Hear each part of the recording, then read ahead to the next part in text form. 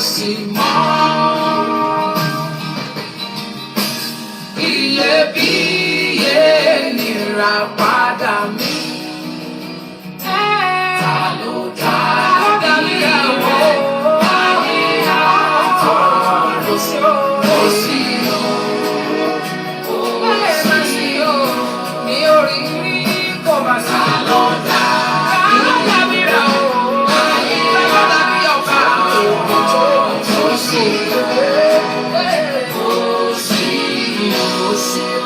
Ẹ ṣé lẹ́ǹkan sí, ẹ ṣé lẹ́ǹkan sí, ẹ̀yin ní Ọlọ́run, ẹ ṣé lẹ́ǹkan sí, ẹ ṣé gbogbo tí ẹ ti ń wò wá, thank you very much, ẹ ṣé lẹ́ǹkan sí ní gbogbo ibi tí ẹ ti ń wò wá, ẹ̀yin ní Ọlọ́run, a dúpẹ́ lọ́wọ́ yín tí ẹ tún fún wa ní oore ọ̀fẹ́ nǹkan sí ní àṣálẹ́ yìí láti lè tún gbé àwọn ọjà wa wá sí iwájú gbogbo ẹ̀yin mùtúmùwà. Ohun tó ríran mi òun lèmi ń ṣe. Nígbà kan rí níṣe ni wọ́n máa ń bú mi, wọ́n á ní babaláwo pásítọ̀, èmi ò máa ká nǹkan kan kùn èyí lókè mi pẹ̀lú yẹn jùlọ síbẹ̀síbẹ̀ náà bí wọ́n ṣe ń sọ lèmi náà ń jáde o tí mo wá ń clear ara mi lọ́dọ̀ wọn tó pé tí wọ́n bá ń kọ̀yàn lábùkù kan tí àbùkù yẹn ò bá jẹ́ tiẹ̀ ó yẹ kéèyàn tètè jáde láti tètè sọ wípé àbùkù tí ẹ̀ ń kàn mí yìí àbùkù yìí kì í ṣe tèmi o. Mo wá ń jẹ́ kó yé dodo mùtúmùwà pátá ní ìgbà tí mò ń sọ yìí tí wọ́n ní babaláwo ni kinní kan máa ń wẹ̀ tó bá jẹ́ wípé ewé àti egbò lẹ ṣe ń pè mí babaláwo èmi kọ́ lẹ̀ ń bú o Ọlọ́run lẹ̀ ń bú lẹ́ni ìsìn gbogbo àwọn tó bú mi lánàá wọ́n ti rí i pé èmi kọ́ ni àwọn ń bú Ọlọ́run ọ̀gá ògo ni wọ́n ń bú nítorí pé mi ò ní ipá bẹ́ẹ̀ ni mi ò ní agbára láti dá ewé láti ti dá egbò. Mo sì rí kà nínú ìwé mímọ́ wípé ewé àti egbò ó ní ti òun ti Ọlọ́run ní í ṣe, ó sì fún wa ní àṣẹ oníkàlù, ṣùgbọ́n kì í ṣe gbogbo èèyàn ni ó ṣíjú ẹ̀ síbẹ̀, kì í ṣe gbogbo èèyàn ni ó mọ̀ láti lè lo ewé àti egbò. Àwa kan òní Ọlọ́run fún ní orí ọ̀fẹ́, kì í ṣe gbogbo ènìyàn pátá, gbogbo ènìyàn kọ́ ló máa jẹ́ dókítọ̀, gbogbo èèyàn kọ́ ló lè ṣe nọ́ọ̀sì, gbogbo èèyàn kọ́ òun ló lè tọ́jú ẹni tí ó ní àrùn ọpọlọ, gbogbo èèyàn kọ́ ló lè ṣe kápẹ́ńtà, gbogbo èèyàn kọ́ ló lè ṣe bíríkìlà. Á ní àwọn kan tí Ọlọ́run fún ní orí ọ̀fẹ́ yẹn pé ẹ̀yin yìí mo fún yín lórí ọ̀fẹ́, nǹkan báyìí ni kí ẹ lọ wáyé wá ṣe. Kì í ṣe gbogbo èèyàn òun ni ó lè ṣe caterer, gbogbo èèyàn kọ́ ní í ṣe fashion designer, gbogbo èèyàn kọ́ ló lè ṣe electrician. Ọlọ́run dìdí dá àwọn kan sírú àwọn field yẹn ni ìdí tó ṣe rí pé anywhere tó jẹ́ pé iléeṣẹ́ tí wọn ò bá ti ní division of labour iléeṣẹ́ yẹn ò lè dìde. Bí ayé tá a wà nù rẹ̀ yìí gan bí ò bá jẹ́ wípé Ọlọ́run dá bó ṣe dá pé kí gbogbo ẹ̀ ní division of labour ni ayé yìí ò lè tòrò, ò lè tòrò. Ayé ní division of labour. Tó bá wọnú yàrá tí mo wà yìí gan division of labour wà ń bẹ̀, wà á pé orí ṣíà ń bẹ̀, orí fíríjì níbẹ̀, orí tv ń bẹ̀, ṣẹ́ẹ̀fù wà ń bẹ̀, ac wà ń bẹ̀, division of labour ni. So therefore èyí tí Ọlọ́run wá fún àwa pé káwa máa ṣe èèyàn kan ò lè pè wá lólóògùn níbẹ̀ nítorí pé bóyá à ń ṣe pásítọ̀ ìyẹn ò ní kí n má mú mi, nítorí pé mò ń ṣe pásítọ̀ ìyẹn ò ní kí n má lo ewé, nítorí pé mò ń ṣe pásítọ̀ ìyẹn ò ní kí n má lo egbò, nítorí pé mò ń ṣe pásítọ̀ ìyẹn ò ní kí n má màgbo. Ọ̀làjú ló dé nígbà tí àwọn kọ́kọ́ fẹ́ bà ẹ̀sìn tá à ń ṣe jẹ́. Ẹ̀sìn gan ò pa láṣẹ, ẹ̀sìn ò pa láṣẹ pé kéèyàn má lo ewé, kò sì pa láṣẹ pé kéèyàn má lo egbò. Lẹ́ẹ̀kan sí gbogbo ẹ̀yin èèyàn wa pátá níbi tí ẹ ti ń wò wá, orúkọ mi ni bàbá confam JP. Ọdún ni mi kì í ṣàìmọ̀ fólóko. Ohun tí ènìyàn bá jẹ́ òun ni ó dára kí ènìyàn máa sọ síta. Kí ni mo mú wá fún yín ní alẹ́ yìí?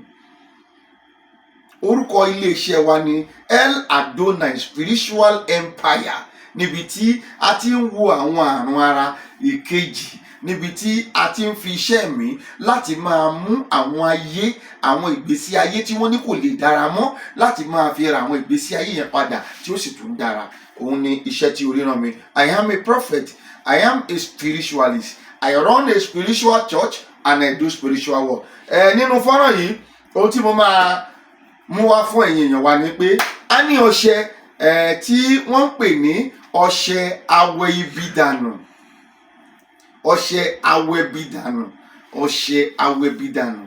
tó jẹ́ pé èyí tó dájú ó dájú ni tá a dẹ̀ ti rí testimony gidigidi gan nínú ẹ̀. A ní ọṣẹ tí wọ́n ń pè ní ọṣẹ ìṣẹ́gun, àwọn kan á máa pè ní ọṣẹ ìṣẹ́gun, àwọn kan ń pè ní ọṣẹ back to sender, àwọn kan máa pè ní ọṣẹ má dárí kàn, ọṣẹ má dárí kàn, àwọn kan tiẹ̀ tún pè ní àgbélépọ̀tá anílẹ̀ tó jẹ́ pé confam àwọn ọ̀pọ̀lọpọ̀ èèyàn ti jẹ àǹfààní rẹ̀ tí wọ́n sì ń fún wa ní àdúrà títí di ìní. A ní ọṣẹ tí wọ́n pè ní ọṣẹ ẹ̀bẹ̀ àwọn àgbàlagbà. Ìwọ tí àgbàlagbà bá ń yọ lẹ́nu, àwọn tí wọ́n pè ní àgbàlagbà, àwọn tí Ọlọ́run gbé ilé ayé lé lọ́wọ́ ni o. Má jẹ́ kí pásítọ̀ ẹ tàn ẹ́. Bẹ́ẹ̀ ni Ọlọ́run ò gbé ilé ayé lé pásítọ̀ lọ́wọ́ o. Tẹ́tí kó gbọ́ mi. Má jẹ́ kí ìmáàmù ẹ tàn ẹ́. Ọlọ́run ò gbé ilé ayé lé wọn lọ́wọ́ o. Àwọn gan ń jẹ ìyà lábẹ́ àwọn tí mò ń sọ yìí. Ìmáàmù ẹ, pásítọ̀ ẹ, wọ́n ń jẹ ìyà torí tí wọ́n bá ti lọ régi kọjá eré, àwọn tó rí tí wọ́n ń pè ní àwọn àgbàlagbà yìí wọ́n máa dá sẹ̀ríà fún wọn ni. Bẹ́ẹ̀ ni Ọlọ́run ò fún babaláwo lágbára lórí ohun tí mo sọ yìí lórí ayé yìí, ṣùgbọ́n àwọn tí mo sọ yìí táwọn ń pè ní àgbàlagbà, Ọlọ́run ló dá wọn, ó fún wọn ní agbára lórí ayé. Ẹnikẹ́ni tí ó bá ti lè lọ lùsì báyìí táwọn yìí bá mú wọn, ó lè báyé ẹ̀jẹ̀. A ní ọṣẹ tó ń pè ní ọṣẹ ẹ̀bẹ̀ àgbàlagbà tó lè lò láti lè fi kúrò nínú wàhálà ìdààmú táwọn àgbàlagbà tí wọ́n fi ń kojú ìgbésí ayé rẹ̀. A ní ọṣẹ ẹ̀bẹ̀ àgbàlagbà, a ní ọṣẹ aṣínà bíbà yìí, a ní ọṣẹ ìtajà fún ìwọ tó ń tajà, a ní ọṣẹ ìtajà, a ní ọṣẹ ìtúwọ́ àwẹ̀là, a ní ọṣẹ ìtúwọ́ àwẹ̀là, a ní ọṣẹ àwúre ọlà. Àwọn kan máa ń pè ní ọṣẹ bìsàbìsà. Ọba ti ọ̀dà wá ní dádì ọṣẹ bìsàbìsà, àwọn èèyàn gan lọ́sọ̀ lọ́ṣẹ bìsàbìsà. Àwúre ọlà ni èmi sọ, ṣùgbọ́n tó bá ti fẹ́ ọ̀dà wá ní dádì ẹjọ́ ọṣẹ bìsàbìsà yẹn ẹjọ́ àwọn fẹ́ ọ̀dà ẹ̀ kí ẹ bá wọn sẹ́ǹdì ẹ̀. A ní ọṣẹ àánú, ọṣẹ àánú, à ń ta ọṣẹ àánú fún wọn tó nílò àánú Ọlọ́run, à ń ta ọṣẹ ìbùkún fún wọn tó nílò ìbùkún Ọlọ́run, à ń ta ọṣẹ wègún wèpè, ọṣẹ wègún wèpè àwa ń ta ègún ìdílé ni, èpè ègún ìdílé ni. O ti forí kó èpè ni, o ti forí kó ègún ni, bóyá látara obìnrin, bóyá látara ọkùnrin, bóyá láti inú ìdílé tó ti jáde. O nílò ọṣẹ wègún wèpè. Ohun tó nílò lẹ́yìn ẹ̀ ni wípé ìwọ ṣáà lọ sórí workshop ẹ, lọ save number yìí síbẹ̀. That is our workshop number, 080 22 04 0950, 080 22 04 0950, 080 22 04 0950. Lọ save ẹ sórí workshop ẹ, kó kọ tẹ order ni, kó dẹ place order ẹ. Àwọn tá a ní nìyẹn, a dẹ̀ ní ọṣẹ ẹ̀yọ́nú ayérayé. Ẹ̀yọ́nú ayérayé yàtọ̀ sí ẹ̀bẹ̀ àwọn àgbàlagbà o. Ẹ̀yọ́nú ayérayé ni pé everybody, àtobìnrin àtọkùnrin tó bá ti rí ẹ báyìí kó máa yọ́nú sí ẹ. Ṣùgbọ́n tí ẹ̀bẹ̀ àwọn àgbàlagbà ẹ̀yẹn special o. A ní àwọn ọṣẹ yẹn nílẹ̀. Adẹ̀ ní ọṣẹ ìfẹ́ràn wà nílẹ̀. Sórí òun nìyí, ọṣẹ love and attraction, ọṣẹ yẹn ni ọṣẹ ìfẹ́ràn tó dájú. Orí òun ló wà lọ́wọ́ mi yìí, o tí mo polówó ẹ̀ jáde lẹ́sẹ̀kẹsẹ̀. Ọṣẹ aṣínà tí mo sọ lẹ́ǹkan nìyí, a ní nílẹ̀ gọbọyì ni, èyí tó bá fẹ́ òun ló wà nílẹ̀ yìí. Èyí ni ọṣẹ wègúnwèpè, èyí tó bá fẹ́ wègúnwèpè ni, wègúnwèpè tó confam tó dẹ̀ ń ṣiṣẹ́ dáadáa. Ọṣẹ ìbùkún nìyí o ti rí, o gbójú ayọ̀ sókè kó fi wò, ọṣẹ ìbùkún nìyẹn. Èyí ló ń pè ní ọṣẹ road open fún gbogbo àwọn tí ọ̀nà dí pamọ́. Ìwọ ọ̀dà tiẹ̀ lórí workshop number wa 080 22 04 0950. Àwọn èèyàn kan tó bá máa ṣe, wọ́n tún máa ń ṣe orí kúkun, wọ́n á kọ́ tó máa pè lórí WhatsApp yẹn ni, wọ́n máa pè ohun tí o nílò, ó nídìí kó pè.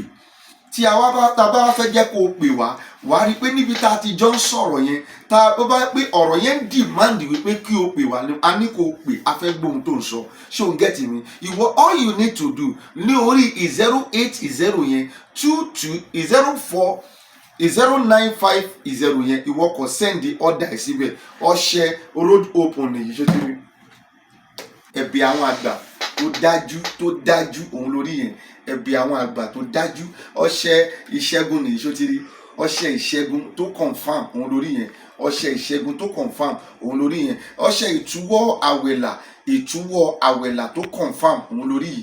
Ìtúwọ́ àwẹ̀là bóyá o fara kó jàǹkáríwọ̀ nǹkan gbogbo nǹkan ò lọ déédéé fún ẹ, bóyá orí ra ẹ wípé sẹ́ẹ̀ gbogbo tó dáwọ́lé kan skátà ni, ó ní ìdí ọṣẹ ìtúwọ́ o. Bẹ́ẹ̀ ni mo sọ fún ẹ. Àwúrí ọ̀la nìyí, àwọn èèyàn ló sọ di ọṣẹ bìsàbìsà òun lórí yẹn. tó bá fẹ́ ọ̀dà ní dáàdi ẹjọ́ ọṣẹ bìsàbìsà oníkẹ́ bá wọn sẹ́ndì òun ló wà nílẹ̀ yẹn. Àkànṣe ọṣẹ àánú tí mo sọ fún ẹ nìyẹn. Òun nìyí kó ọ̀dà tiẹ̀ kíákíá.